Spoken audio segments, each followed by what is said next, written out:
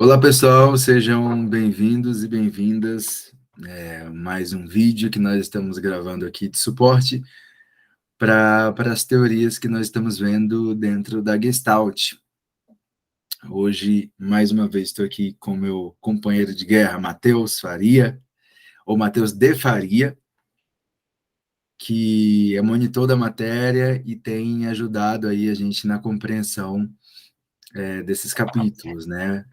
São temas de interesse dele, e aí eu e ele vamos debater aqui algumas coisas. Ou ele e eu, né? Matheus, panorama geral, o que você achou de ter lido esses capítulos, né? Primeiro a gente fala sobre awareness, sobre a questão aqui agora, sobre o self e as suas funções, e agora a gente vai ver outros capítulos que estão relacionados a ajustamento criativo, que estão relacionados com neurose, autossuporte, heterossuporte, e deixa eu ver qual outro. E o último, a teoria paradoxal da mudança. Um panorama geral do que foi a leitura para você? Bom, para mim todos os conceitos eles estão interligados. Então, em cada capítulo você vê um pouquinho de cada um. Então, às vezes você até pode pegar, sei lá, você está querendo definir um pouco melhor ajustamento criativo. Você vai achar esse conceito no capítulo sobre neurose ou sobre teoria paradoxal da mudança. Então, assim, eu acho que está tudo interligado. Então, lendo os capítulos, desde aqueles primeiros, né, do aqui, do agora, do self e tudo mais, a gente vê um tipo de contínuo circular, assim, sabe? É bem circular mesmo, assim. Não no sentido de redundância, mas de complementação, sabe? De estar tudo, assim, de uma certa forma interligado. Então, por um lado, vem alguns conceitos novos, né? Alguns panoramas novos, mas, por outro lado, também uma ratificação, né? Um reforço do que você já leu, do que você já entrou em contato. Então, eu achei esses textos, tirando a parte da neurose ali, naquelas especificações dos processos de contato, né? Mais fácil, assim, mais assimilável do que aqueles do self. Talvez pelo momento da, do semestre, né? Conforme vai tendo as aulas, a gente vai aprendendo mais coisas e fica mais fácil. Mas, assim, ou mais difícil, né? Também pode ser, é possível. Mas, assim, eu achei bem legal e achei que está tudo interligado. Legal, Matheus, isso que você está falando é uma dificuldade para muitos de nós, a Gestalt no sentido de definição. Eu acho que aqui em Gestalt, diferente de outras matérias, a gente não chega exatamente em uma definição limitando os conceitos, isolando cada um deles, para que a gente consiga chegar aí numa definição perfeita, né? Eu acho que a gente consegue chegar numa aproximação dessas definições, mas percebendo essa interligação entre elas. Eu acho que essa influência, né, de um conceito dentro do outro é uma coisa muito da Gestalt. Diferente, se você for estudar as teorias comportamentais, você vê, ó, isso aqui é reforço. Reforço dá para entender isolando ele de qualquer outro conceito da teoria comportamental. Mas awareness não dá para entender isolando. Contato ou self não dá para entender isolando. Você só consegue entender integrando em outras partes. Então, muito legal esse começo do que você traz aqui. E já vamos lá, já vamos para os capítulos, então, já vamos aqui para a sequência do que nós vamos entender. E eu acho legal, primordial, a gente começar com ajustamento criativo. Então, faz sentido a gente começar debatendo um pouquinho do ajustamento criativo. Ontem eu estava comentando com alguns alunos que o ajustamento criativo é um resultado. Né? Eu vejo dessa maneira, eu posso começar falando um pouquinho sobre isso, e aí o Matheus vai complementando. Na minha visão, o ajustamento criativo é um resultado da sua maneira de enfrentar determinadas coisas. Um resultado do contato, um resultado de você acreditar nos seus recursos. Então, o ajustamento criativo, ele vem a partir desse contato, a partir desse movimento de figura fundo. Você vive algo e você vai se ajustando. Na medida que você entra em contato, você tem que se ajustar. Não necessariamente uma obrigação, mas você se ajusta automaticamente. E aí a primeira coisa que a gente tem aqui no capítulo sobre o ajustamento criativo é aquilo que nós comentamos em aula, né, Matheus, sobre a fé nos recursos. O ajustamento criativo traz a ideia de que é importante você acreditar nos seus recursos, ter fé que eles vão existir. Fé que onde você estiver, você vai conseguir, né, entrar num consenso com você mesmo, entrar num consenso entre você e o ambiente, tendo aí uma adaptação, tendo uma capacidade de lidar.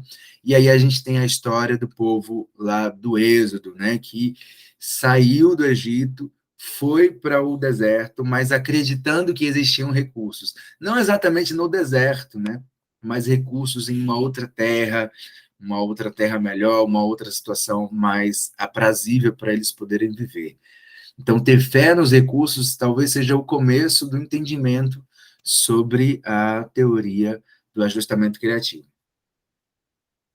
Sim,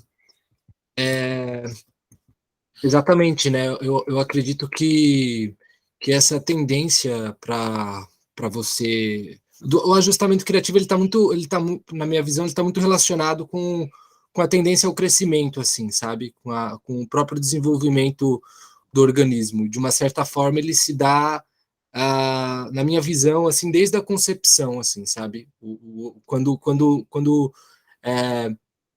o sujeito, assim, no mais básico, está sendo formado de uma forma, o organismo ele já está encontrando meios para se desenvolver, para se criar, né, para se ajustar. E assim, como você disse, né, o ajustamento criativo ele está estritamente relacionado com contato, né? E ao meu ver, quando a gente fala de contato, nós falamos tanto de ajustamento criativo quanto de hierarquia de necessidades, né? Aí aqui é aquela coisa, uma coisa vai puxando a outra, assim, né? Então eu me pergunto qual é a tendência do organismo, né? E como eu disse, é o crescimento. E é um crescimento que se dá por meio da satisfação de necessidades. Então, quando você satisfaz uma necessidade, logo aparece outra e outra, e aí você vai se desenvolvendo. E o Peirce, né, no livro Gestalt Terapia Explicada, ele fala sobre dois conceitos, né? Ele fala lá, ele utiliza umas palavras que eu acho bem interessante, que que eu entendo assim meio como definições do funcionamento ali da hierarquia de necessidades. Por que eu estou falando da hierarquia de necessidades? Porque, ao meu ver, está relacionado com o ajustamento criativo, né? Claro. E aí ele fala sobre os meios pelos quais e a finalidade a se alcançar. A finalidade a se alcançar, na minha visão, consiste na necessidade ou na figura dominante que precisa ser saciada, né, e, portanto, assimilada, e os meios pelos quais seriam definidos pelo ajustamento criativo, né? Então, eu lembro que a dinâmica, né, que aqui ocorre, né, o contato com o meio, lá, o organismo integrado com o ambiente, em contato com o ambiente, é um processo contínuo de desequilíbrio e equilíbrio organísmico, né? E assim, o ajustamento criativo ele entra aí. Ele descobre os meios pelos quais nós vamos saciar uma determinada necessidade e tudo mais. Então, né, o ajustamento criativo funcional é você estar aberto, né? É você viver a vida como um fluxo e permitir que o organismo responda espontaneamente às circunstâncias, achando, né, tanto no ambiente quanto em si mesmo, elementos que sustentem as situações, que respondam adequadamente às situações, que permitam que o fluxo da existência continue, né, o crescimento, a expansão. Legal, Matheus, legal. Sabe, você estava falando aí e eu fico pensando aqui em exemplos, né, que são talvez mais apropriados para a gente entender determinados conceitos.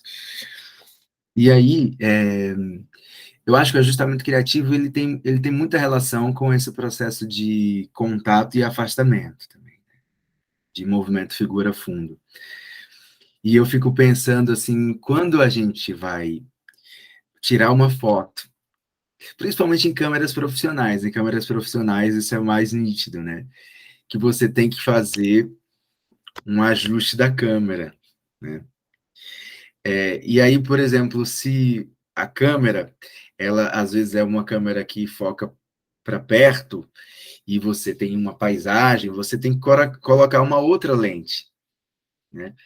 Você tem um ajustamento da própria lente, que na minha visão é o ajustamento figura-fundo, mas você tem as trocas da lente, ou até a edição posterior.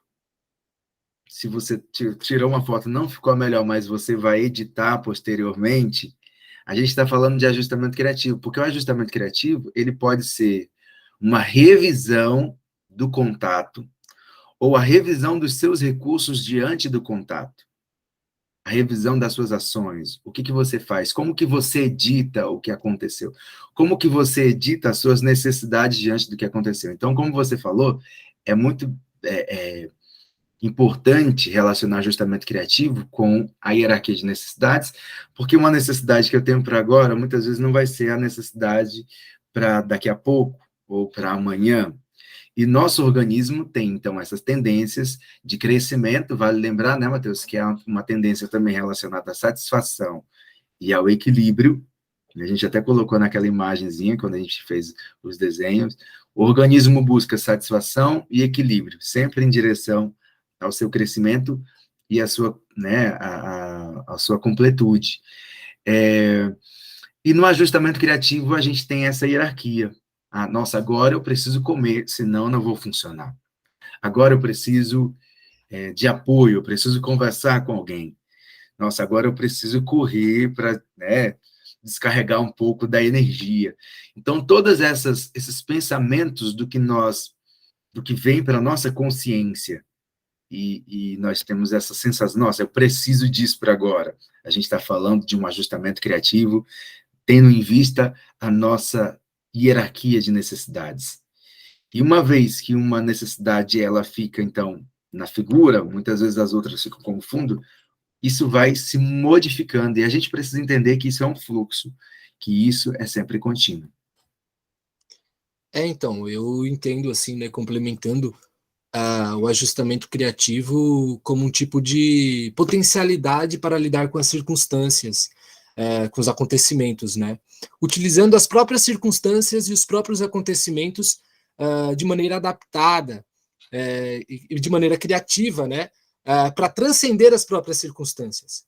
Não sei se eu falei de uma forma clara, mas eu acredito que nós utilizamos os recursos provenientes, né, do ajustamento criativo para possibilitar a transcendência, né, mas também durante e depois da transcendência. Então, os recursos passam a fazer parte do repertório da sabedoria do organismo, né, atualizam o organismo e servem à autorregulação. Então, assim, de uma certa forma, o ajustamento criativo, ele, como você disse, né, traz uma certa sobreposição do novo ao já conhecido, né? Então, através do ajustamento criativo, nós temos a reformulação do já conhecido junto com o novo. É um tipo de amálgama, né, que cria um novo conteúdo e energiza o organismo, revitaliza o organismo e o põe em movimento. Eu entendo dessa forma, assim. Legal. O ajustamento criativo é algo que traz esperança, né? E é uma busca no processo terapêutico. O terapeuta, ele visa ajudar essa pessoa a reorganizar os seus recursos perdidos. Muitas vezes essa pessoa não tem, Matheus, uma boa capacidade de organizar os seus próprios recursos, isso está abandonado, isso está emperrado. A gente tem a gente também pode dar o exemplo de quando nós ficamos ociosos nesse processo, e quando que um ajustamento criativo, né, muitas vezes ele fica ocioso, quando a gente tenta encontrar as mesmas respostas ou utilizar os mesmos recursos para situações diferentes. Então, vamos imaginar uma pessoa, a gente vai falar da neurose depois, que tem uma relação com isso, mas vamos imaginar uma pessoa que todas as vezes que ela enfrenta uma frustração, ela se isola. Nossa, eu enfrentei alguma frustração, me isolei. O isolamento é uma tentativa de ajustamento. Só que não funciona para todas as vezes, será? Às vezes tem situações que eu preciso debater, que eu preciso ir, que eu preciso enfrentar. Se todas as vezes eu me isolo, a gente está tentando encontrar para todas as situações o mesmo recurso. E as situações, elas necessitam de recursos diferentes. E o terapeuta, ele visa resgatar essa capacidade de a pessoa revisar os seus recursos diante das situações diferentes. Então, isso é fluido, mas pode ser estático a depender da organização da pessoa, da sua awareness, do seu contato, a sua forma de contato. Tá? Então, é legal que falar de ajustamento criativo é falar de esperança, é falar de presente, é trazer à tona essa potencialidade do organismo, de encontrar a sua homeostase, de encontrar o seu equilíbrio, de encontrar a sua satisfação. Todo contato é ajustamento criativo do organismo e ambiente, importante isso. Todo contato é um ajustamento criativo. E aí a gente falou, né, Matheus, que nem todo ajustamento criativo é tão criativo assim. Então, se ajustar criativamente é personalizar, é tornar próprio, tornar mais apropriado para mim uma determinada vivência. Então, agora a gente pode falar um pouquinho de quando o ajustamento criativo ele é disfuncional, porque tem isso também no capítulo. Na verdade, a gente fala da hierarquia de necessidades, antes do disfuncional. Eu estou tentando seguir aqui o roteiro, né? A gente tem a hierarquia de necessidades. Então, antes de falar desses ajustamentos criativos disfuncionais, tem mais alguma coisa que você pode adicionar sobre a definição de ajustamento criativo e adentrando a ajustamento criativo e a hierarquia de necessidades? Mas especificamente da hierarquia de necessidades, assim, também, para já passar, né, para ir além da hierarquia de necessidades? Isso. Uhum. Bom, eu acho que tem uma complementação daquele exemplo que você trouxe, né, que uma necessidade, ela vai sendo aquele movimento de figura e fundo, né, ela vai, uma necessidade dominante, ela é saciada, e aí surge outra do livro ali do Peirce, que ele fala, ele dá uma ilustração, ele diz assim, imagine que aqui pega fogo agora, né, então o fogo, fugir do fogo vai ser a necessidade dominante, a gente vai sair correndo do fogo, né, mas aí agora a gente vai ficar sem ar, né, e a necessidade passa agora a ser o suprimento de oxigênio, né? Então eu achei interessante, porque isso mostra como que as necessidades, na verdade, elas são bem dinâmicas, né? Então, as necessidades, elas são das mais diversas, né? Sociais, fisiológicas, psicológicas, e elas acontecem a todo momento. Nós sempre estamos em busca de alguma coisa, da saciação de alguma coisa, né? Então é isso, apenas uma necessidade pode ser atendida de cada vez, né? E aqui nós temos então essa hierarquia de necessidades, né? O organismo estabelecendo prioridades. Então uma necessidade é dominante, enquanto o organismo busca a sua satisfação. As outras necessidades vão ficar de segundo plano, né? E a necessidade dominante, portanto, é a figura, né? Ou está em figura. E as demais necessidades ficam no fundo e emergem para a superfície, né? Ou seja, passam a ser figura, a ser atendida, assim que a dominante é concluída, né? Então é sempre esse movimento. E esse é um processo de formação de Gestalt, né, que faz uso principalmente do ajustamento criativo, por meio do contato e da fuga, né? E aí é isso, assim, né? Acho que... Sim. Só uma dúvida que eu tenho, na verdade, também, né? Assim, o ajustamento criativo ele é um tipo de facilitador, né? De um fluxo de trocas entre o organismo e o meio que ocorre na fronteira do contato, né? Uhum. Mas assim, o capítulo ele coloca o contato e a fuga como polos, né? Então a gente tem o contato e a fuga, não dá para existir sem o outro. Só que assim, eu fiquei me perguntando, mas para a gente ter uma fuga ou uma retração, a gente não tem que ter um mínimo de contato? É possível a gente ter uma retração, uma fuga, sem ter tido um mínimo de contato? E aí eu comecei a pensar para fazer sentido para mim, que é o seguinte, eu falei assim, bom, para mim faz mais sentido, posso estar errado, por isso mesmo que é uma dúvida, falei assim, para mim faz mais sentido eu pensar em contato e, como consequência do contato, a assimilação ou a fuga, ou a retração. Porque na Uhum. minha cabeça não tem como ter uma fuga, que é uma resposta, sem ter um contato inicial. Sim. A gente tem a resposta disso, Matheus, quando a gente vai ver neurose e a gente tem o ciclo do contato. Então, o contato, ele tem uma sequência lógica, né, onde você inicia esse contato, onde você tem awareness, e depois você vai se destinando para a resolução desse contato. Muitas vezes, é possível que o ciclo do contato esteja incompleto. Então, sim, é uma forma de contato, mas é um contato não satisfatório. Então, muitas vezes a gente está falando, quando a gente não tem uma boa noção desse ajustamento, a gente não consegue se ajustar a determinadas coisas, a gente pode falar que existiu um contato incompleto, um contato não satisfatório, não total, entende? Entendi. Eu acho que Então, no isso final das contas, a fuga ou a retração é um contato, mas é um contato incompleto. Isso, um contato incompleto, um contato diferente, um contato não satisfatório, a gente pode usar esses termos. Então, aí para a gente finalizando essa questão da figura fundo na hierarquia de necessidades, eu acho que vale a pena a gente lembrar que isso que você comentou, existe uma forma de determinados assuntos emergirem para que nós possamos atender essas necessidades. Então, eu estou aqui conversando com você, mas se eu sinto fome, é uma necessidade que emergiu.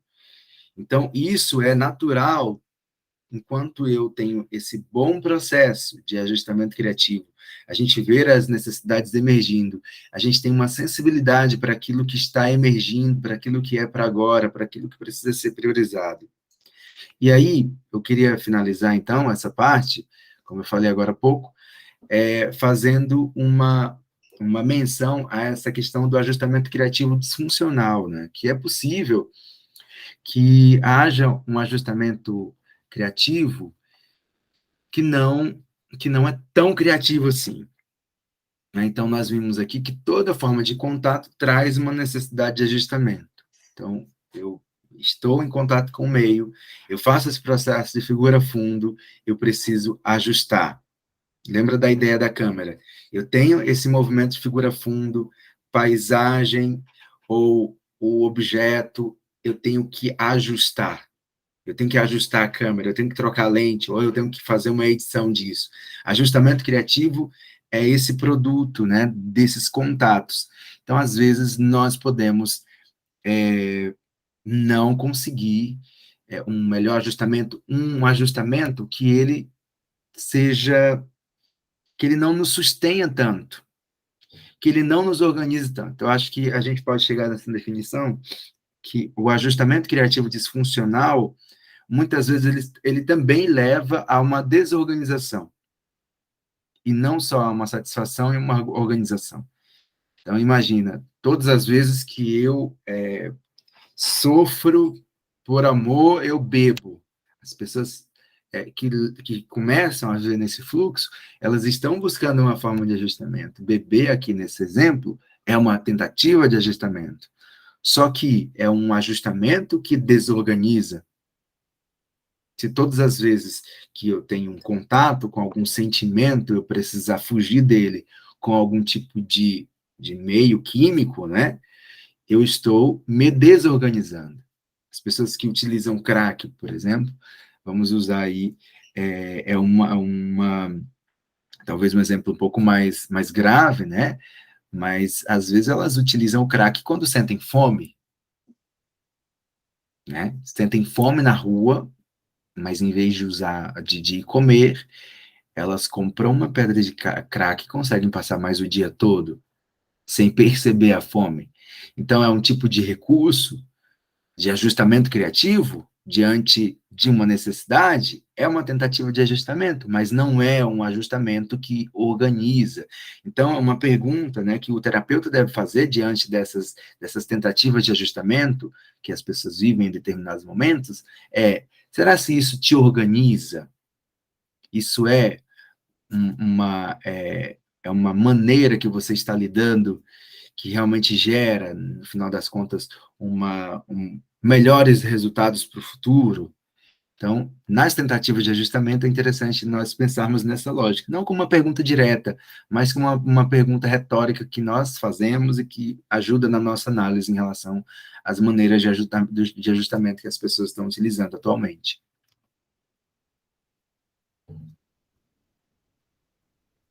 Quer complementar, Matheus, sobre isso?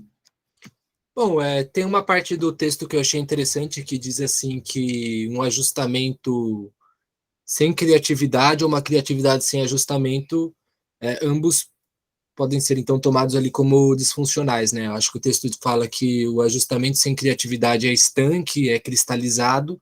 Talvez você utilize recursos que já não mais dão conta ali da situação, que são conhecidos, mas que são desatualizados, são anacrônicos, né? Ou seja, não correspondem ao contexto ali do tempo, do momento, e uma criatividade sem ajustamento é algo ralo, né? Superficial, estéril, fantasioso, talvez.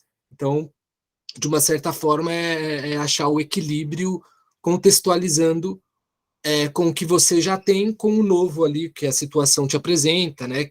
Que o meio te apresenta. E aí, muitas vezes, nós utilizamos de meios que talvez funcionaram, né? Por exemplo, sei lá, vou beber aqui porque eu estou triste. Funcionou numa determinada situação, só que isso se torna estereotipado, né? Porque você só está utilizando da fuga, você se torna estereotipado e estéril. E aí talvez você se prenda em um tipo de comportamento, né, de decisão que já não sustenta mais a situação, que não, por exemplo, vou sair para beber com os meus amigos aqui porque eu terminei com a minha namorada, vou curtir uma farra, é válido, mas se isso se torna algo estereotipado, já não sustenta mais a situação, entendeu? Então eu vejo também dessa forma. E uma criatividade sem um ajustamento, talvez é você não entrar em contato consigo mesmo e buscar só recursos que sejam fantasiosos, entende? Que não tenham, talvez que não tenham um vínculo com a sua própria vivência, com aquilo que é importante também, você equilibrar com o que já é conhecido, com o que você tem. Legal, legal. É isso, Matheus. Eu acho que dá para a gente passar um pouquinho mais para adiante. Então, a gente vai aqui para o autossuporte e heterossuporte, tá bom? Nesse comecinho, eu acho que falando sobre autossuporte e heterossuporte, dá para a gente tentar, por exemplo, definir suporte. Então, o que é um suporte, né? O que seria esse autossuporte e esse heterossuporte? Primeiro, vale a pena que suporte significa sustentar algo, auxiliar no reforço, né? Então, por exemplo, imagina algo que você põe ali na parede para suportar algo. Imagina um pilar que suporta um prédio, que suporta uma casa. Então, aquilo que dá sustento para que determinadas coisas aconteçam, né? Então, a gente pode dizer que suporte também tem a ver com um conjunto de recursos. Olha só que interessante, né? Então, cada vez que eu utilizo um outro recurso, eles vão se transformando, né, em suporte. Muitas vezes tem a ver com as nossas habilidades, tem a ver com as nossas experiências, tá bom? Tem a ver com a nossa capacidade de adaptação, com o nosso amadurecimento. Só que esse suporte, ele pode ser direcionado mais para você ou mais para o meio. A gente viu, né, Matheus, acho que foi uma ponderação muito importante que você fez quando nós estávamos em sala de aula, a gente falou sobre o quanto esse autossuporte, esse heterossuporte, eles não são ambivalentes no sentido de dicotomizados, né? Eles podem ser necessários e essenciais em cada momento. Então, aqui a gente pode tentar definir heterossuporte como esse suporte que nós destinamos, que nós buscamos olhando para o meio. Então, esse heterossuporte, ele é necessário quando a gente está necessitando de recursos do meio. Por exemplo, o suporte de uma mãe, o suporte de um pai, o suporte da família, o suporte de um patrão da empresa. Então, às vezes, nós precisamos desse suporte, principalmente quando nós estamos nos desenvolvendo, quando nós somos crianças, nós precisamos desse heterossuporte. Esse autossuporte, eu estou definindo aqui para ir a gente debatendo, tá bom? Esse autossuporte seria começar a andar com as próprias pernas, como a gente tem aqui no capítulo. Seria suportar você mesmo, desenvolver próprios recursos, resolver as coisas por conta própria. Seria você conseguir lidar, né, sendo o seu próprio organizador, não tendo alguém para organizar você. Não tendo alguém para dizer o que você tem que fazer. Não tendo alguém que tenha que resolver ou tomar decisões ou de falar, não, vou acalmar você, não, você mesmo se acalma, você mesmo resolve, você mesmo anda, você mesmo interage. Então, o autossuporte é esse momento que você se suporta, e o heterossuporte é esse momento em que você necessita do meio e que é uma vivência não dicotomizada. Matheus, suas ponderações sobre autossuporte e heterossuporte.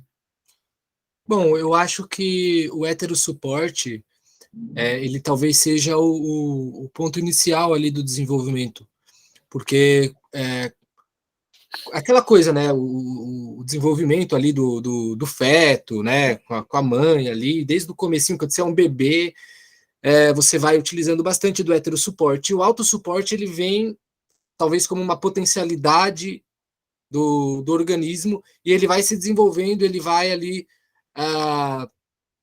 surgindo a partir do heterossuporte. Por isso que eu penso que não há dicotomia, porque pode sempre ter uma troca.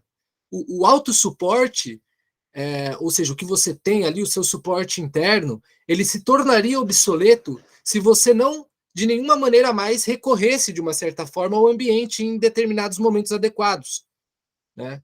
Então, eu acho assim, como você disse, que o autossuporte é o caminhar com as próprias pernas, né? Como o texto diz, os seus próprios recursos, também implica a aceitação de quem você de pessoalizar sua existência, de se apropriar da sua experiência, né?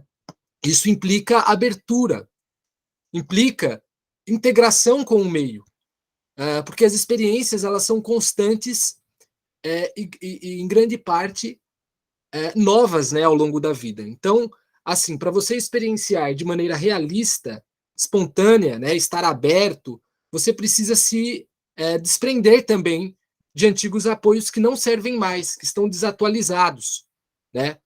Aí o texto ele fala lá do desprendimento criativo, né? O desprendimento criativo é um tipo de escolha responsável, né? A pessoa ela precisa ter confiança em si mesma, nos seus próprios recursos. Isto vai implicar o autoconhecimento, porque como que a pessoa vai se apropriar do seu autossuporte se ela não se conhecer, né? Então, o autoconhecimento vai possibilitar que a pessoa se aproprie do que é seu, né? Ou seja, aceite a sua vida, a sua experiência, o seu modo de ser, mesmo que isso a desagrade, né? Então, esta aceitação vai integrar as partes da pessoa que talvez estivessem fragmentadas. Isso resulta em energia, em recursos internos que serão utilizados para fortalecer ou restabelecer o fluxo existencial, né, em que o organismo está em contato consigo e com o meio, assimilando e retraindo adequadamente. Então, assim, eu vejo o autossuporte como um fluxo também. O autossuporte, na minha opinião, ele se desenvolve a partir também do heterossuporte, né? E há sempre uma troca, porque o autossuporte ele precisa ser atualizado, e ele é atualizado a partir do contato com o ambiente, na minha visão, né? Então eu vejo o auto e o heterossuporte como uma díade, né? O texto traz essa palavra díade no sentido de que o autossuporte é o ideal, é o que leva à maturidade, mas ele inicialmente é possibilitado pelo heterossuporte. E ao longo da vida, o organismo ele vai atualizando, como eu disse, o autossuporte ao se relacionar com o meio, né, contatando os conteúdos externos. Então não é uma questão, ao meu ver, de dicotomizar, né? São polos, ou seja, um não existe sem o outro, há sempre uma dialética. Então, Sim, portanto, sim. quando o sujeito ele se pauta no autossuporte como ponto de partida para o próprio funcionamento, há uma ampliação das possibilidades existenciais.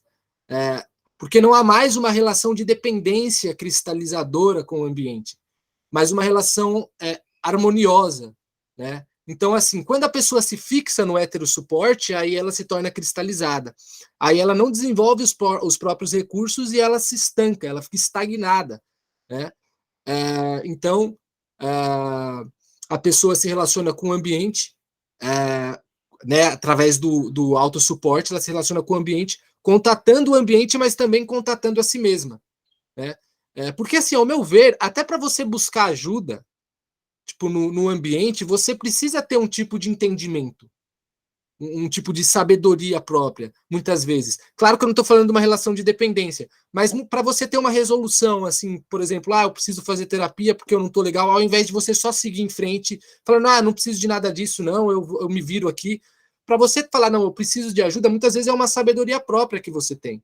Então, até um autossuporte que te leva a buscar o heterossuporte. O Então, eu vejo heterossuporte. sempre nessa relação, assim. Legal.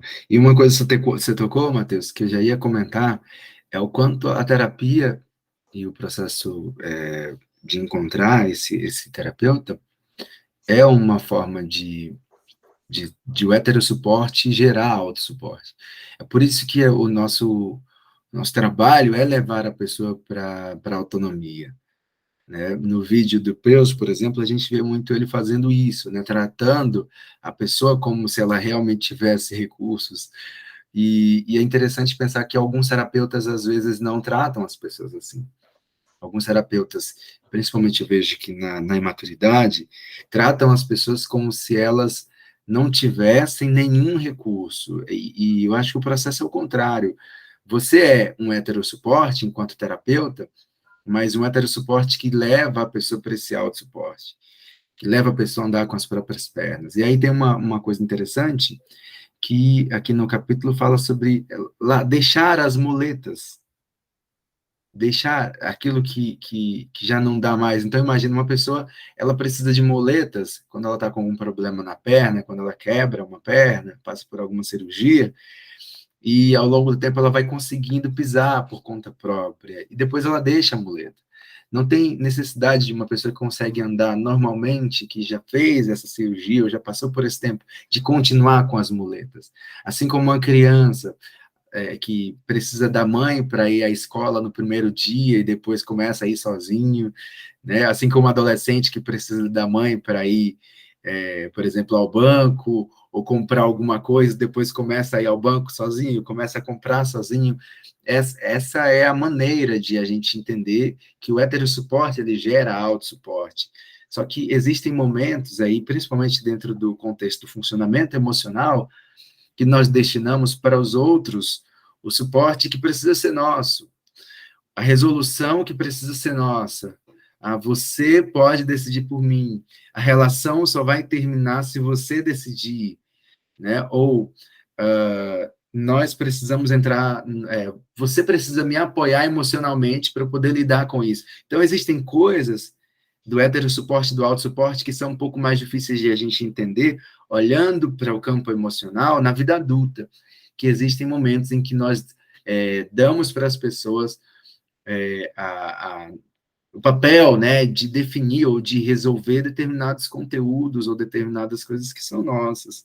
Então, isso é interessante também para a gente pensar sobre o quanto a gente pode munir as pessoas desses recursos. Vamos andar mais um pouquinho, Matheus, vamos andar, porque senão o vídeo vai ficar muito longo.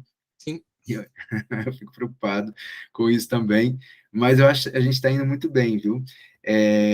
Então, a gente vai agora para a teoria paradoxal da mudança. Então, pessoal, só mais 2 tópicos agora. A gente vai falar um pouquinho de teoria paradoxal da mudança e a gente já vai para a concepção de neurose em Gestalt, tá bom? Então, teoria paradoxal da mudança de Arnold Beiser, né? Então, ele foi um estudioso que foi aluno de Peirce, né, que desenvolveu essa teoria. Essa teoria paradoxal da mudança, ela geralmente é mencionada em Gestalt, ela geralmente, todas as vezes que se fala de Gestalt, se fala também dessa teoria, porque passou a ser bastante conhecida. E, Matheus, eu vou deixar com você as concepções iniciais sobre a teoria paradoxal da mudança e eu vou complementando aqui. Bom, sobre a teoria paradoxal da mudança, né, eu pensei assim, bom, para mim a existência, a essência da existência humana é o próprio existir, né? Então é o estar aí. Para mim isso significa que se transforma, né? O ser humano se transforma ao longo do tempo, e as etapas da vida são processos naturais, né? Um processo que se dá principalmente a partir ali da interação do organismo com o meio, pré-reflexivamente, não de maneira deliberada, né? Como diz o texto também. Porém, o ser humano, trazendo o texto, né, um ser de crenças, de cultura, de intelectualidade, esses fatores eles também moldam, em grande parte, o funcionamento do sujeito. Bom, então, assim, aqui entra o fato de que estar em contato real com nós mesmos e com o outro, com o mundo, né, aceitar e permitir essa relação com a gente em todos os nossos aspectos, social, cognitivo, é fundamental, porque nós precisamos ser quem somos, né? Então, para mim, assim, a base da teoria paradoxal da mudança é a espontaneidade, né? Que é ali a base da existência, o ser espontâneo, né? Então, organismicamente falando, isso significa se permitir guiar pela situação, pela interação com o mundo e, consequentemente, se adaptar, mudar, né? Então, assim, os fatores culturais, sociais, cognitivos, eles podem colaborar para esse processo, né, de mudança ou interromper esse processo, né? Bom, e assim, para mim a teoria paradoxal da mudança, né, afirma que a partir do momento em que nós nos aceitamos, quando nós abraçamos todos os nossos aspectos, independente se gostamos ou não, a transformação é possível, né? Então eu vejo que isso é paradoxal, porque, como eu comentei na sala outro dia, a teoria afirma que precisamos aceitar as circunstâncias, aceitar quem somos. Isto é algo passivo, né? Já a mudança, ela é atividade, é movimento, mas a aceitação é o caminho para a assimilação de novos conteúdos que podem ser transformados em matéria vitalizante, né, em matéria-prima, para que o organismo possa responder ao ambiente, né? Porque o organismo ele é integrado ao ambiente. Então é a partir dessa dialética entre o organismo e o ambiente que se dá a transformação. Mas para você conseguir dialogar muitas vezes com o ambiente, de modo que possibilite a mudança, você precisa aceitar suas partes. Você precisa se aceitar, né? Então, assim, a cultura, o intelecto, a racionalidade, tudo isso está relacionado com o ser humano também, é intrínseco, né, é intrínseco do ser humano. Mas nós precisamos também aprender a nos relacionar com esses aspectos, porque senão nós também podemos ficar petrificados, né? A cultura, ela dá normas, ela dá padrões já definidos e tudo mais, só que a própria cultura, ela também é dinâmica, ela vai mudando, ela sempre está em constante transformação. E eu acredito que a cultura, ela é mudada pelas circunstâncias do ambiente e pela forma que o organismo dos sujeitos respondem a essas circunstâncias. E aí é o que a teoria paradoxal da mudança traz, ao meu ver, bem simples, que é aceitar as situações, aceitar as mudanças que são intrínsecas do próprio meio e, consequentemente, do próprio organismo. Então, quando nós nos aferramos a alguma coisa, aí se desenvolve o que Peirce chama ali de caráter, né, que não é uma neurose, mas talvez seja um caminho para a neurose, que é você ter um meio de se relacionar com o mundo já pré-definido, pré-estabelecido, e você se prender àquilo. E quando você se prende a esse algo já definido, é difícil de você aceitar as mudanças, porque as mudanças elas vão contra o que está definido, o que é pré-estabelecido. Né? Legal, Matheus. Aqui no capítulo a gente tem alguns outros exemplos para reforçar essa aprendizagem sobre como a teoria paradoxal da mudança pode ser vista na natureza. Fala um pouquinho dos peixes, né? Imagina um peixe que queira viver fora da água, né? Não faz sentido. Outro trecho fala sobre a águia. Quanto mais a águia se faz águia, mais ela tem condições de lidar com seu meio, mais ela consegue se apropriar de sua agilidade ao voar, de sua capacidade visual, de suas garras e bicos afiados. Imagina uma águia que queira ser galinha, né? É uma águia que vai viver ali comendo como galinha, que não vai utilizar da sua acuidade visual, que não vai utilizar das suas garras, seus bicos afiados para poder caçar aquilo que é mais apropriado para si própria, né? No entanto, quando a gente vai falar do ser humano, muitas vezes nós, por causa desses aspectos culturais e desse meio, nos dissociamos de nós, nos afastamos de nós e das nossas possibilidades. Então, para uma adaptação ao meio, há, às vezes, um processo de dissociação. O capítulo traz essa palavra, e é importante reforçar, pessoal, que dissociação é esse afastamento de partes, né? Isso aqui eu não gosto. Imagina que alguém não nos aceite, né? Então, alguém fala assim, olha, você é muito lerdo. Automaticamente eu sinto um incômodo de algo meu, e muitas vezes esse incômodo leva a uma não aceitação, uma não integração, e a não integração começa a ser o princípio da dissociação. Alguém fala, nossa, você anda de um jeito errado, você gosta de um jeito errado, você come de um jeito errado, e na medida que esse ambiente ele vai sendo ele vai me restringindo, ele vai me limitando, me colocando como alguém que sempre está fazendo coisas indevidas, inapropriadas.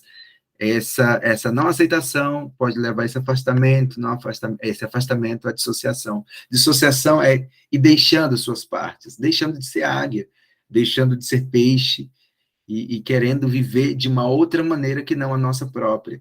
E aí o papel do terapeuta, que é a parte que está no final, né, aqui do capítulo, que fala sobre a postura clínica do terapeuta dentro da teoria paradoxal da mudança, é ajudar a pessoa nessa integração, né? Olha, isso aqui, sei que não é tão... Você não gosta muito, mas isso é seu, é você também.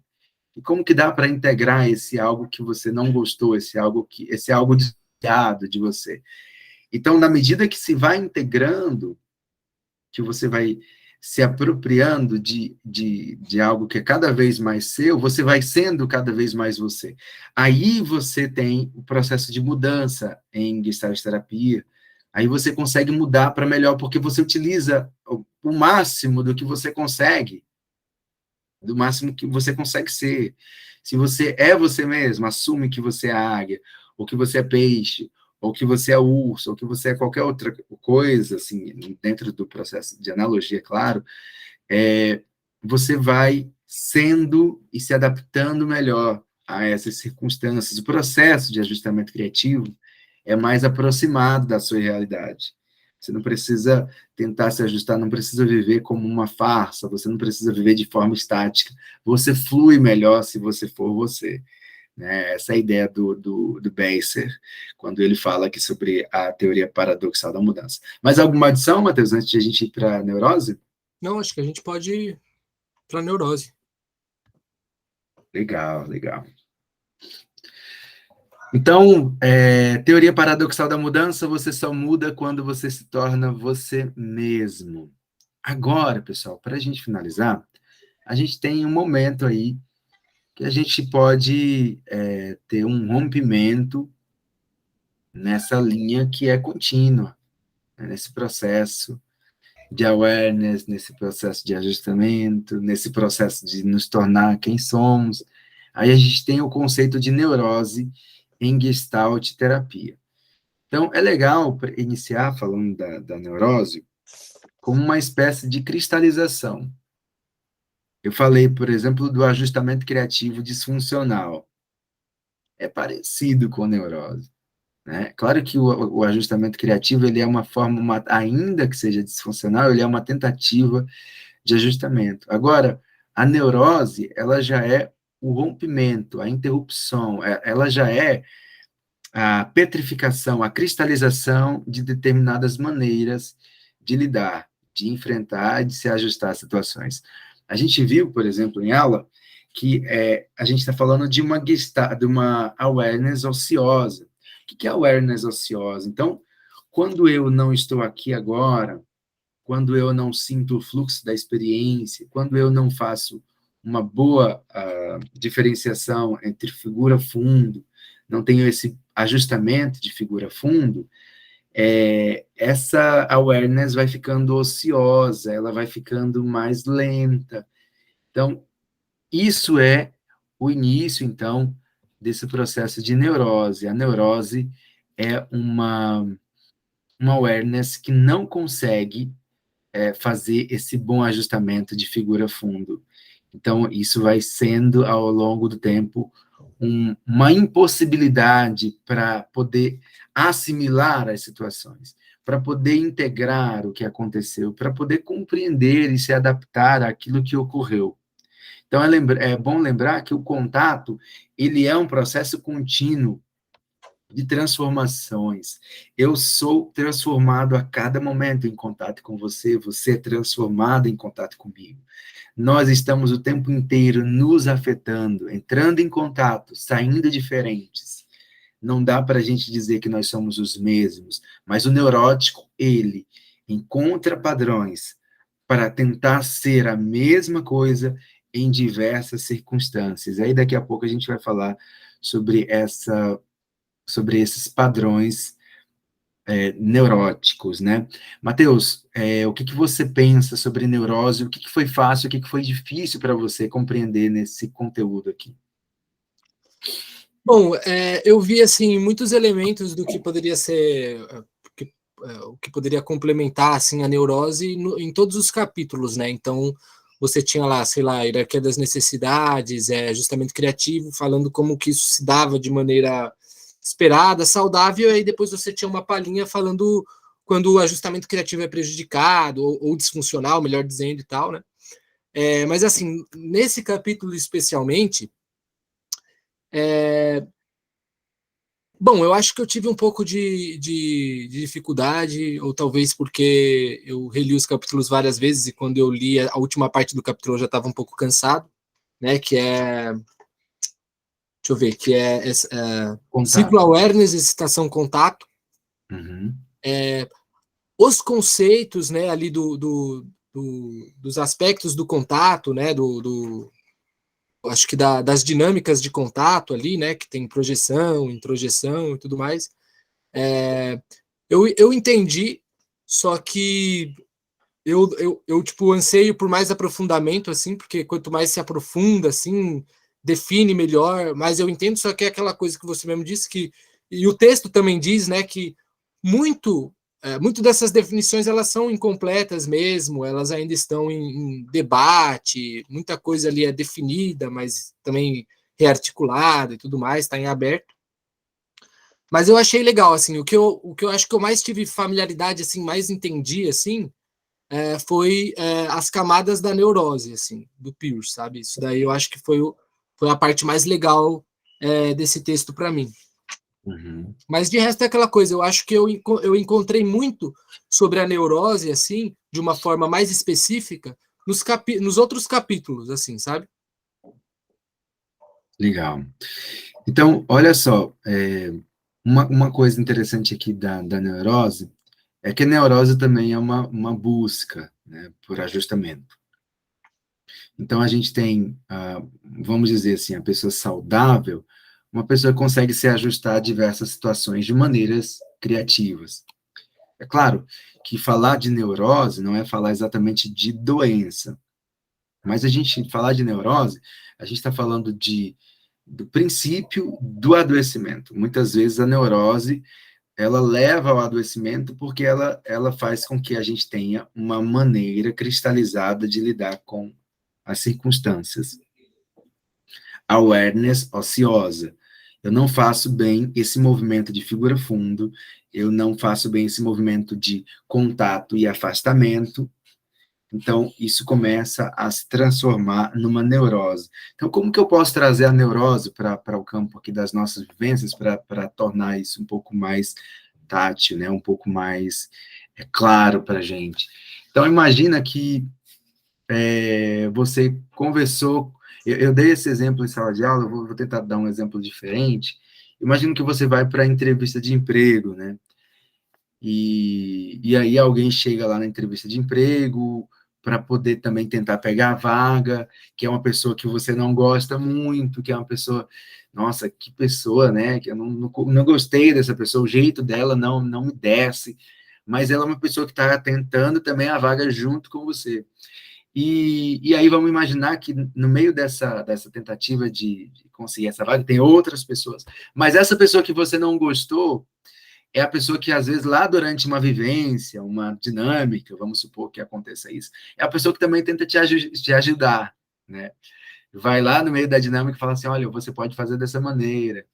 O que você acha de tentar fazer isso, né?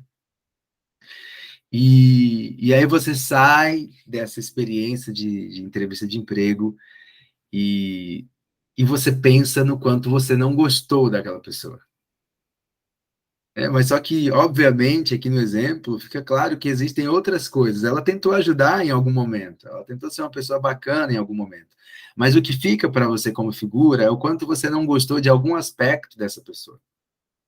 Então, a experiência não foi completa, não foi ampla o suficiente daquilo que estava ocorrendo, porque você ficou paralisado, você tornou uma figura, e a experiência para você foi aquela figura, né, transformou ela na ênfase, e o que você guardou daquilo é o que você não gostou daquela pessoa. Então, a gente tem uma awareness ociosa, não se faz um bom ajustamento de figura fundo, e a experiência ela fica armazenada de uma maneira disfuncional. Então, a neurose, ela leva a uma série de gestalten inacabadas. Ela leva a pessoa a ir sempre vivendo as situações como incompletas. Uma pessoa sempre com a sensação, não consegui, não deu certo, poderia ser melhor, poderia ter me esforçado mais, poderia ter falado dessa maneira. Então, quando a gente vive nessa série de sensações de poderia, de haveria, teria, nossa, deveria, a gente tem aí uma pessoa que está em neurose, sempre com a sensação do incompleto. Alguma ponderação antes de a gente ir para a maneira de contato, Matheus? Bom, eu acho que então uma pessoa neurótica, por exemplo, como nesse caso da entrevista de emprego, talvez o que fique em figura é o quanto ela não gostou da pessoa, o quanto ela não está gostando da pessoa, e talvez isso resulte ali em algumas defesas também, ou em algumas distorções da experiência ali que está acontecendo. Por exemplo, a pessoa foi legal, a pessoa está sendo legal com você, está tentando te ajudar, mas o cara que não gosta da pessoa talvez possa entender isso como não uma tentativa de ajudar, mas talvez como de menosprezar ele, de estar tirando sarro, então quer dizer que eu não sou capaz, entende? Aí eu preciso da sua ajuda. Então, talvez a neurose, então, né, essa figura que está ali cristalizada, ela embace todas as outras experiências que talvez seriam, que talvez enfraqueceriam essa figura, né? Ou que fossem contraditórias. Então, outras experiências estão dizendo, não, ó, a pessoa é legal, ela está tentando te ajudar e tal, mas tudo isso fica muito embaçado, distorcido. Porque o que predomina é aquela figura, eu não gosto dessa pessoa, não estou gostando dela. Então, talvez eu acho que eu ia querer ler também assim, uma citação aqui do livro, né, que diz assim, primeiro dá uma definição de saúde, né, aí depois fala, ao contrário, quando a pessoa não consegue lidar com as situações com que depara, não fazendo ajustamentos satisfatórios para dar curso ao que lhe é necessário, nem utilizando o que existe em si e no meio mediante novos rearranjos, seu funcionamento apresenta indisponibilidade na forma criativa de viver. A pessoa está interrompida no contato e seu funcionamento não está saudável. Então, isso daqui traz aquela questão da cristalização, né? E de que a pessoa não consegue, muitas vezes, reformular. Né? Então, o exemplo ainda da entrevista de emprego.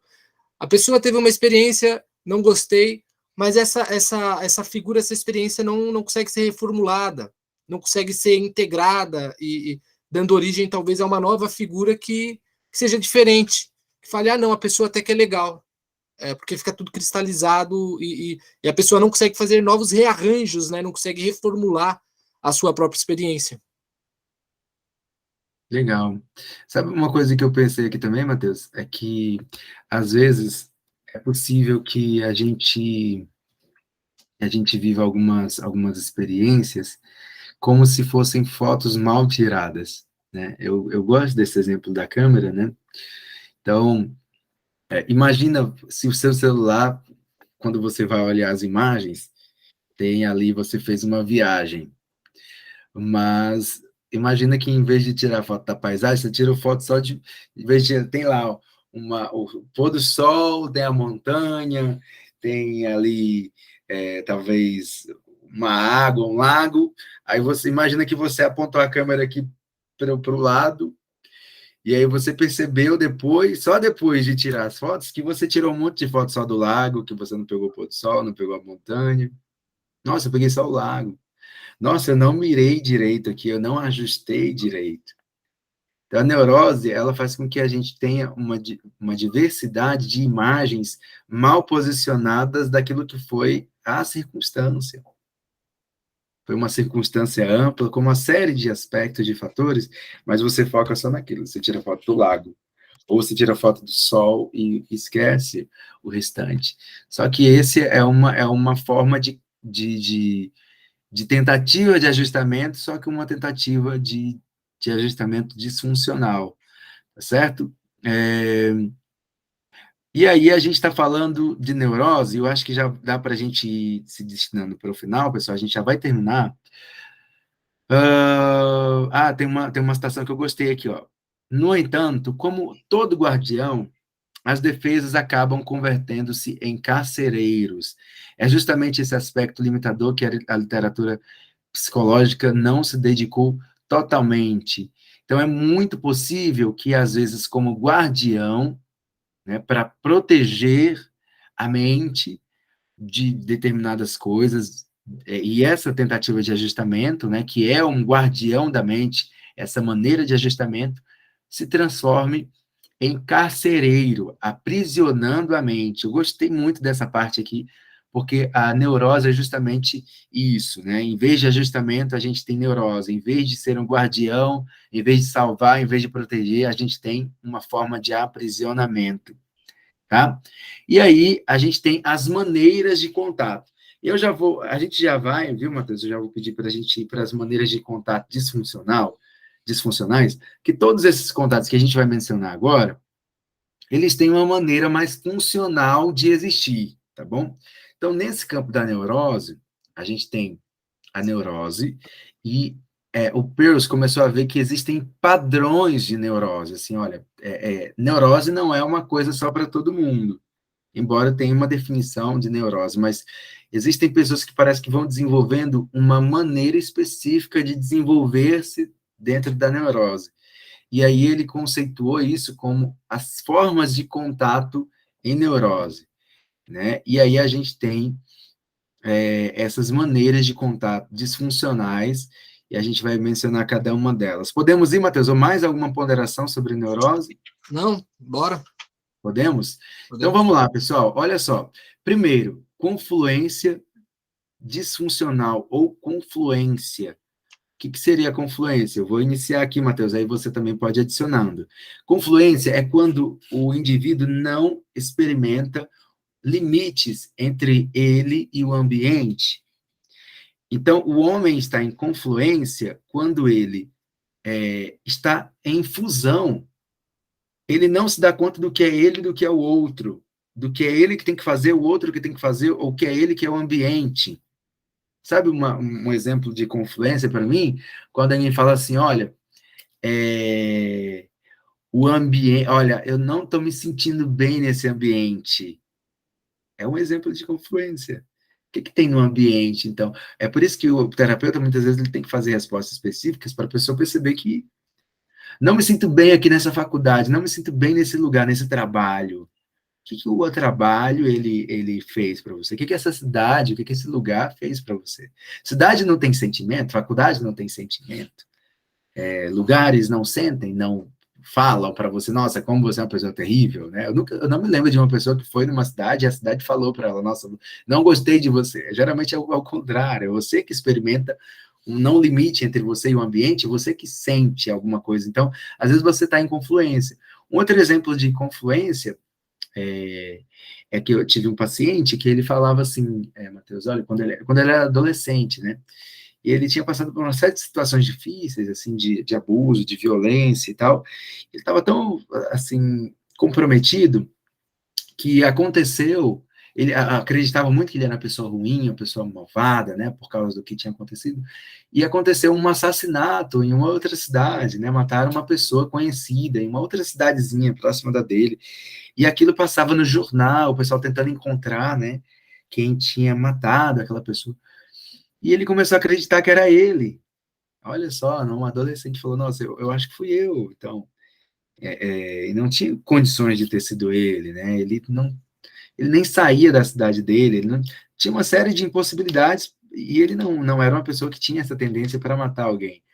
Só que ele não experimentou um limite entre ele e a experiência. Então, a gente pode falar de confluência como essa mistura, essa fusão entre eu e o que está acontecendo aqui.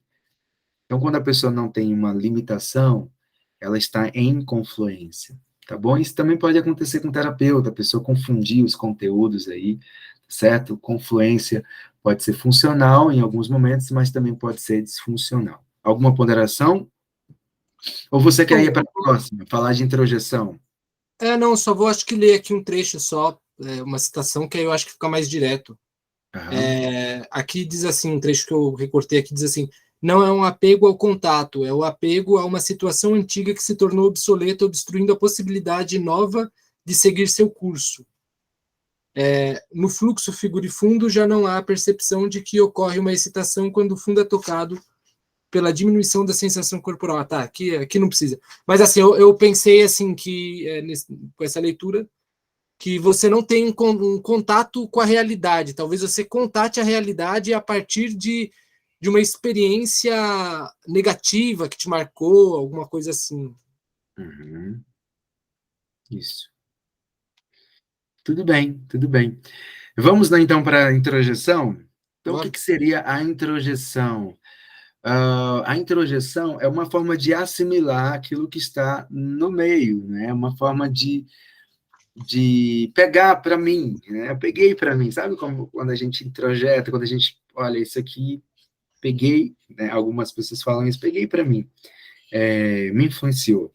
A introjeção é um mecanismo neurótico pelo qual incorporamos em nós mesmos normas, atitudes, modos de agir, de pensar que não são verdadeiramente nossos. Introjetamos e colocamos a barreira entre nós e o resto do mundo, tão dentro de nós mesmos que pouco sobra de nós. Olha só que interessante essa menção aqui do Peirce, né? Então, a pessoa pega tanto algo do meio, né? Ela vai convivendo, isso é muito comum na adolescência, né? A gente vai pegando o jeito dos outros, de andar, de vestir, tentando encontrar o nós, mas muitas vezes pouco sobra de nós, né? Claro que há um exagero aí da introjeção, nós introjetamos coisas naturalmente, né? Algumas pessoas falam, olha, é bom as pessoas melhorarem, viu? Quando você vai para a igreja, por exemplo, você fala assim, olha, isso aqui é uma coisa errada, isso aqui é um pecado, isso aqui é melhor a gente pensar sobre isso. Então você introjeta, você pega, nossa, eu preciso também pensar sobre isso. É uma forma de assimilar, de pegar para você. Só que existem introjeções que elas, aí no campo da disfuncionalidade, que vai fazendo com que o indivíduo, em vez de ir assimilando e tendo sua própria maneira de ser, ele vai assimilando e deixando de ser. Então, isso também é uma forma de neurose, uma forma de contato. Fala como o outro, veste como o outro, anda como o outro, né? Vai sendo cada vez mais o outro. Tá certo? Você É um pode tipo falar um de pouquinho alienação. da. Oi, Matheus? Não, eu só ia comentar que é um tipo de alienação de si mesmo, aparentemente, né? Você desempenha E papéis, né? isso. Você é um farsante, né? O Pius falou assim, você é uma farsa, né? Você é falsa, ele falou para a mulher. Você é É. falsa. Matheus, você pode falar da projeção? Bom, a projeção, pelo que eu entendi, né? Eu entendi mais na parte funcional, assim, que eu me lembro. Mas aí o disfuncional é o contrário. Projeção, aparentemente, é um tipo de deliberação saudável, assim, né? Que você utiliza os seus próprios conteúdos, que já é conhecido, e você meio que cria ali uma estratégia ou uma expectativa, alguma coisa assim, e projeta isso no ambiente. Bom, para ficar um pouco mais claro, cadê? Eu vou dar uma lida aqui em algumas partes aqui que eu grifei, né? Na projeção disfuncional. Ocorre na confrontação com o ambiente. Apesar do controle de supressão feito pelos introjetos, o self contata novamente a ansiedade. Tá, isso daqui vai talvez confunda um pouco. Mas assim, diz, na projeção, o indivíduo não pode aceitar seus sentimentos e ações porque não deveria sentir ou agir daquela forma. Há uma desapropriação de emoções, como também dos aspectos de si que mobilizam tais emoções, negando e não aceitando o que lhe pertence. Cria fantasias de que é no outro que se encontra aquilo que pertence a si e espera que ele as execute, já que acredita que o mundo é responsável pelo que lhe pertence. Na projeção funcional, então eu vejo assim que o sujeito ele vai projetar o que ele é, o que ele espera, né? Enfim, no ambiente. Já na projeção disfuncional, então assim, né? Há uma fantasia que é saudável, mas há uma fantasia disfuncional. Na projeção disfuncional, o sujeito ele não aceita alguns elementos do que ele é, né? Então, ele vai projetar no outro, ele vai projetar no ambiente, ele não vai assumir. É um tipo não diria que é alienação, mas assim, você entra em contato consigo mesmo e você não aceita aquilo e você projeta no outro. Você diz, não, isso não é meu, isso é seu, e você fantasia. Você cria, é um tipo de defesa, né? Certo sentido, assim. Sim, sim.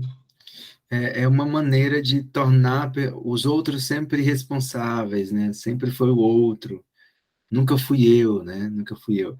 E aí a gente tem a retroflexão, tá bom? A retroflexão é uma maneira de você, deixa eu ver aqui, voltar determinadas energias do contato para si. Então, a energia direcionada para si faz com que você tenha um contato que muitas vezes pode ser prejudicial. Então, o que acontece? Contato significa energia, contato significa excitação, tá? Então, em muitos momentos, esse contato sendo indevido, aí, principalmente na retroflexão disfuncional, pode fazer com que a pessoa tenha essa energia canalizada para si. Então, quando não há um bom direcionamento dessa energia, ela contém e danifica-se. Então, por exemplo, a gente está falando de doenças autoimunes, é uma maneira de retroflexão. A gente está falando de autolesão. A gente está falando de de voltar-se para si próprio, né, destinando essa energia proveniente do contato não completo, ou não funcional, e essa energia fica contida de uma maneira, e você direciona ela de uma maneira que, principalmente no caso da disfuncional, ela é prejudicial. Tá? Então, você direcionar-se para si de uma maneira a partir do contato. Quando uma pessoa retroflexiona um comportamento, trata a si mesma como originalmente quis tratar a outra pessoa objetos. Eu estou com raiva do meu chefe, deixa eu descontar em mim mesmo, né? Para dirigir suas energias para fora, em vez disso, dirige sua atividade para dentro e se coloca no lugar do meio como alvo do comportamento. Ela se torna o alvo do seu próprio comportamento. Mateus, egotismo. O que você pode falar sobre o egotismo? Bom, o egotismo funcional, pelo que eu me lembre, ele falava sobre um tipo de conter a energia na última etapa ali do contato, meio que se preservando, assim. O egotismo, ele é um tipo de mecanismo de preservação a partir do contato, né? De preservar talvez a singularidade e tudo mais. Agora, no egotismo disfuncional, né? Aqui diz aqui diz que ocorre quando a aproximação do contato final está em curso e mesmo com a continuada contenção da excitação, há um tipo de conexão entre organismo e meio. A ansiedade reaparece. Então, assim, talvez nessa conexão surja uma ansiedade também disfuncional, né? E a pessoa busca, então, controlar o meio se isolando, na tentativa de paralisar o envolvimento, né? Então, assim, no egotismo, os indivíduos mostram-se ansiosos diante de soltar-se, ansiosos diante da perda do controle, ansiosos ao se abrirem para os outros. Tais indivíduos se isolam do ambiente e o reduzem a conhecimentos que possam ampliar seu controle e seu poder. Então, talvez aqui no egotismo disfuncional, esse contato com o ambiente gere uma ansiedade e o sujeito não se deixa levar pela situação, não tem uma relação autêntica, uma relação espontânea ali de contato, e ela procura meios para controlar tudo aquilo, né? Para manipular, não aceita, talvez, não aceita o contato, não aceita o que vem daí, e foge, né? Então, eu entendi mais ou menos desse jeito. Legal. No egotismo disfuncional, aí tem uma outra menção aqui. Diante do soltar-se, ansiosos diante da perda do controle, ansiosos ao se abrirem para o outro, tais indivíduos se isolam. O isolamento é uma palavra muito, muito importante, né, no egotismo, do ambiente e o reduzem a conhecimentos que possam ampliar o seu controle e seu poder. Então, isolamento na tentativa de controle, né? Aí a gente tem a deflexão, a gente já está terminando, Matheus, tem que terminar agora, a gente já tem uma aula agora aqui. A deflexão é uma manobra para se desviar do contato. Eu acho que a deflexão é mais tranquilo de a gente entender. Eu estava ouvindo uma pessoa falar, por exemplo, sabe aquelas brincadeiras que se fazem, assim, de mudar de assunto, quando um assunto é constrangedor, né? E vocês vão ter filhos quando? Aí a pessoa muda de assunto. Vocês vão casar quando? Aí a pessoa muda de assunto. Né? Uhum. Às vezes, numa roda de amigos, né, acontece esse tipo de brincadeira. Mas é uma brincadeira que é uma tentativa de se desviar do contato com determinado conteúdo. Então, o próprio paciente, o cliente, ele também tem a deflexão. Às vezes você toca num ponto e ele foge. É claro, esse desvio às vezes é um recurso, a pessoa está tentando não lidar, não enfrentar, mas o que é esse algo do qual eu estou me desviando, né? E qual a importância desse algo para o processo da pessoa, tá bom? Mateus, proflexão. Bom, eu vou ler aqui uma citação, né, que diz assim, que na proflexão a pessoa utilizaria de sua projeção, tendo uma ação no meio que projeta sua necessidade, Porém, ao não assumir que seja sua, estará retroflexionando a parte que lhe pertence. Faz ao outro o que gostaria que o outro lhe fizesse. Então, né, eu entendo que o sujeito ele projeta no outro as suas expectativas. Enfim, eu não entendi tão bem assim, na verdade. Mas eu vejo que o sujeito, na verdade, ele projeta no outro as suas expectativas, as suas necessidades. Aí agora eu não entendi se ele espera que o outro cumpra essas necessidades, essas expectativas. Ele talvez não assuma a sua própria responsabilidade e projete no outro essa responsabilidade. E espera que o outro. É um tipo de dependência, talvez, do outro. Quando você não consegue fazer uma coisa direta ou pedir uma coisa diretamente, né? Então, vamos imaginar aqui, exemplos de casal, né? A pessoa não consegue pedir para o outro, olha, eu gostaria muito que você fosse mais carinhoso comigo, né? Eu gostaria muito que você me tratasse melhor. Em vez disso, se trata o outro com carinho, se trata o outro com uma espécie de afeto que você gostaria que o outro fizesse com você. Entendi. Né? Então, isso a gente pode ter em diversos níveis. É uma maneira de desejar, mas destinando para o outro, não se posicionando a respeito daquilo que você deseja.